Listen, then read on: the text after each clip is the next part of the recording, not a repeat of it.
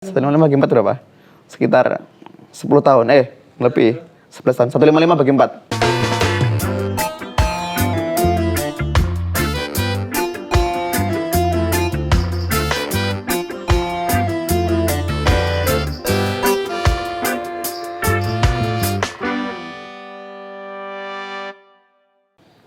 Banyak.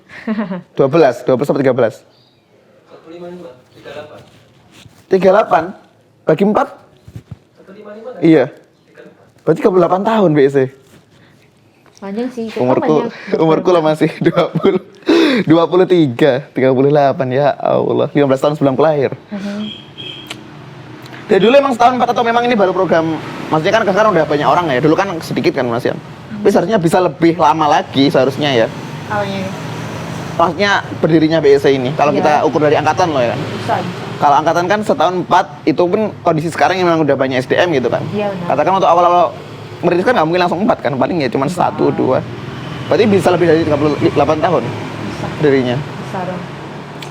Nah, kalau ini ada cabangnya yang kayak biasanya sebuah kursusan ya, terus di bawahnya ada namanya apa? Cabang BC gitu. Iya gitu. Itu memang benar-benar cabangnya BEC atau? Kalau saya sih iya sih. Oh, emang cabangnya? Kita udah ada di BC nih. Hmm. Terus penuh. Kita lempar ke anak cabangnya kayak misalnya lain. Metode pembelajarannya sama? Sama aja. Oh, tapi ujiannya bareng juga ujiannya? Beda? Beda dong. Di sana juga? Tapi sertifikat atas nama BEC? Enggak. Sama lembaga. Oh, belum pakai juga? Berarti kalau mau benar di BEC, nunggu dong? Kalau mau daftar Ya. terus nggak dapat, nunggu? Bahkan dulu aja sebelum corona itu kita nunggu. Belum pembuka daftarnya dia itu sampai penuh. Belum ke pendaftaran, maksudnya? Kan Maksudnya belum kan- dibuka pendaftaran? Belum ada kamu daftaran kan otomatis kelas barunya itu loh. Iya. Pembukaan kelas baru kan belum dibuka kan. Hmm. Pasti udah yang ada daftar duluan. Gitu. Serame itu BEC. Nah, banyak kan orang Pare apa luar Pare yang ngambil di BEC itu? Pribadi sih banyak kan luar Pare ya. Tapi ada orang Pare pasti di angkatan? Ada, mungkin nggak 1, 2 orang. Berapa persen? Dari total seangkatan itu katakan? 1, 2, 3, 4, 5 orang kan. Hitungan jari? Nah, Oke. Habis itu kalau orang Pare nih ya, ngambil kursusan, apakah mereka outputnya bakal jadi pengajar atau ada hal lain yang mau mereka kejar? depend tergantung diri kita sendiri sih. Balik ke diri kita sendiri. Kalau maksudku yang orang Pare, notabene orang Pare, kalau ngambil di BEC, Pasti ya. pengajar ya? ujungnya pengajar lah. Kalau di luar Pare biasanya kebanyakan? Untuk itu sih lanjut pendidikan kebanyakan. Berarti emang gap year. Bisa jadi. Berarti kebanyakan anak SMA yang ngambil? Iya, Oh, lulusan SMA ya. Kalau lulusan kuliah gimana? ada sih. Ada juga? Ada kebanyakan kalau lulusan kuliah itu malah untuk sebagai itu sih penunjang karir gitu. Ada juga untuk persyaratan persiapan untuk TOEFL atau IELTS S2 gitu. Tunggu sampai ke BEC?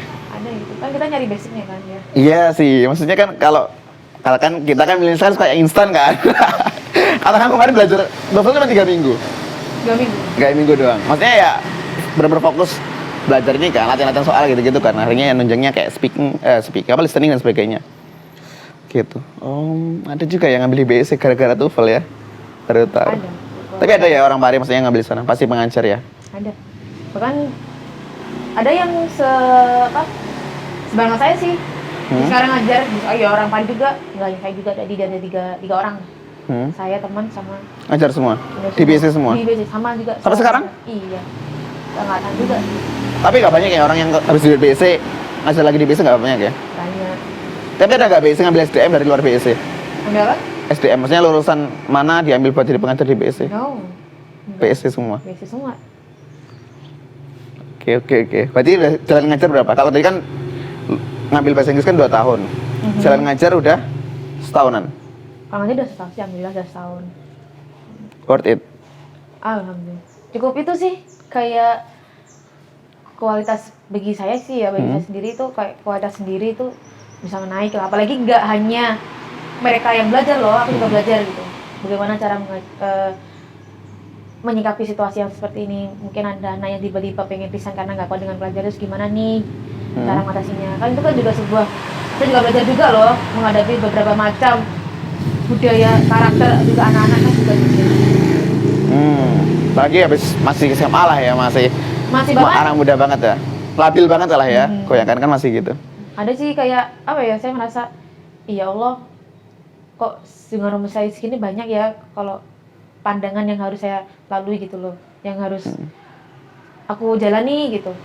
Nggak senyangka ini gitu. Bahkan mungkin kalau seumuranku masih dalam konteks masih sekitar university lah, semester 7 atau 8. Dan saya udah punya pengalaman yang worth it banget sih, yang nggak bisa didapatkan di tempat yang lain ya. gitu. Tapi kalau dikatakan ini ya, kamu Inggris ini kan sebuah, kalau aku bilang itu kan komunitas ekonomi lah ya, penggiat ekonomi daerah juga kan kamu Inggris ini. Nah menurut kamu sedampak apa kamu Inggris bagi kesejahteraan masyarakat di sekitarnya? Dampak banget dong, bahkan kita bisa lihat aja ya, kalau sebelum corona sama setelah corona. Itu kalau misalkan sebelum corona aja itu banyak warga sendiri juga bisa membangun kos-kosan atau buka usaha kecil lah minimal. Itu kan pasti gimana ya, menarik yang lain gitu, kayak sumber mata pencaharian tuh ada. Meningkat, bahkan kalau corona datang tiba-tiba kan salah satu kan tombak utamanya kan kursusan. Banyak anak yang datang, otomatis kan yang lain juga ikut buka juga. Gitu. Toh kalau misalkan kita nggak ada anak-anak gitu, nggak ada masyarakat keluar dari belajar di sini, nggak mungkin tuh ada kayak kasarnya laundry atau kafe-kafe seperti ini. Terus kafe-kafe sekarang berjamur. Apalagi ya, kayak restoran-restoran, kafe, banyak kan kafe di kampus itu gara-gara banyak siswa yang datang ke sini gitu. Jadi kan sangat berpengaruh sih dalam perekonomian Pare gitu. Warga asli Pare ya maksudnya ya? Oke. Tapi worth it ya ketika orang Pare memutuskan, katakan nih katakan dia nggak punya privilege ya lah, katakan dia orang yang dari keluarga menengah ke bawah gitu, akhirnya berharapnya jadi pengajar di kampung Inggris. Worth it nggak maksudnya buat? Banget dong. Iya. Worth it banget. Jangka panjangnya juga bagus, maksudnya karirnya jangka panjang oke. Bagus. Bahkan kita kan kalau misalkan kita imagine aja sih, habis lulus SMA kita ambil kursusan lah minimal ya terserah teman-teman setahun lah kan.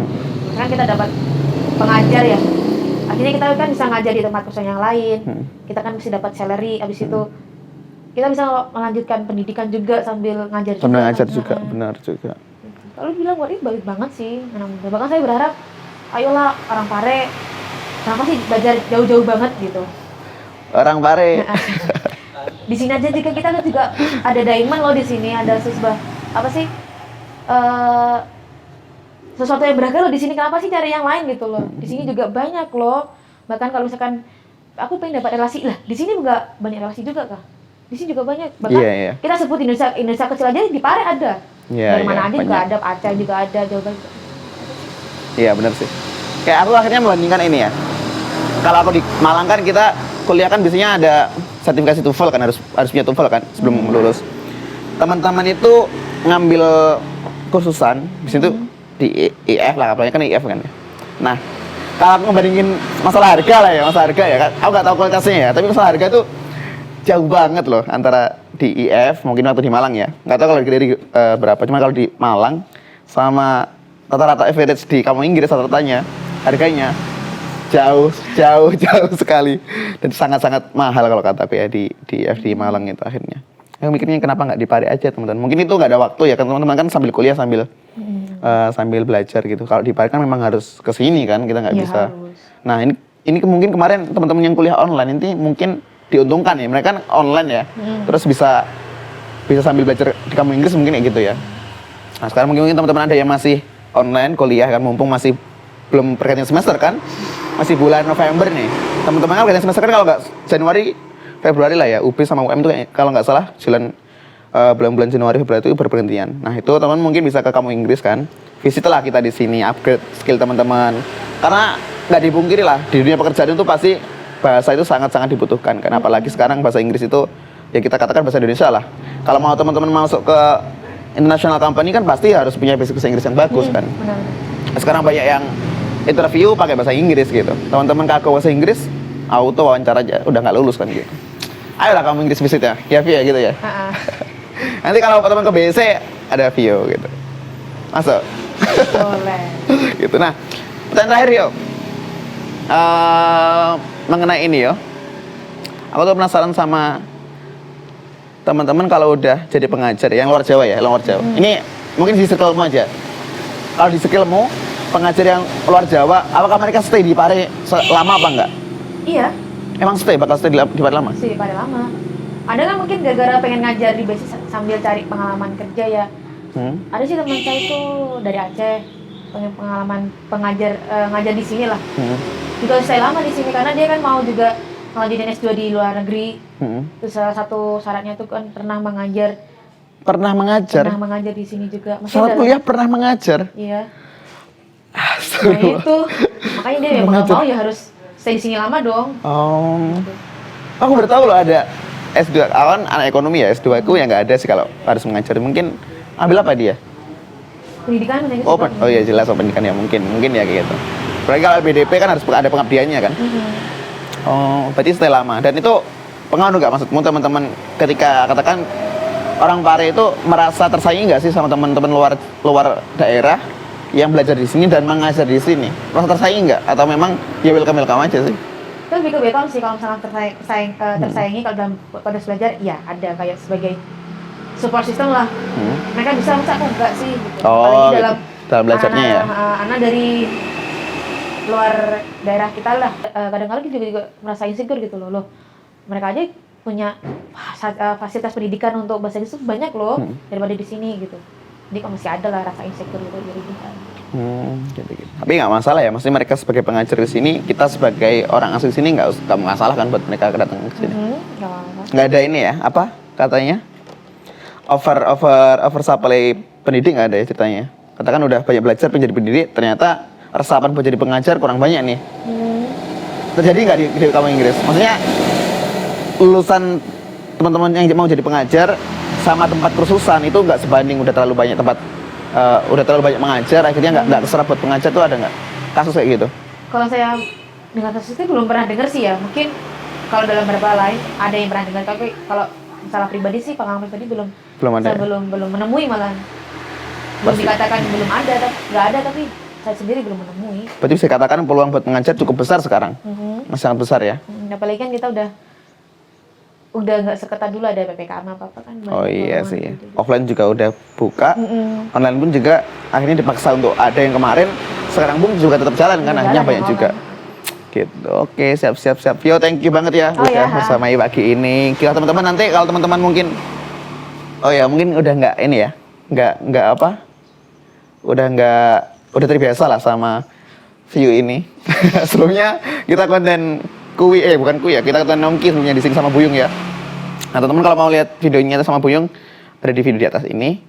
Nah kalau mau nonton video ini udah part 2 ya, part 1-nya nanti tonton lagi di deskripsi yang di bawah gitu. Terima kasih Vio udah pagi-pagi ini jam 7 loh. Dia udah serapi ini teman-teman. Mengajar sih beda lah ya. Kita kan bukan mengajar, kayak kawasan gini aja santai.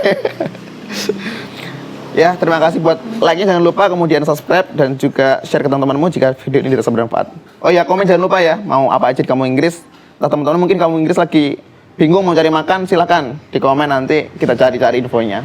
Pare banyak kok makanan enak-enak, murah-murah juga pasti ada gitu. Atau mau tempat belanja silakan juga. Terima kasih, bye.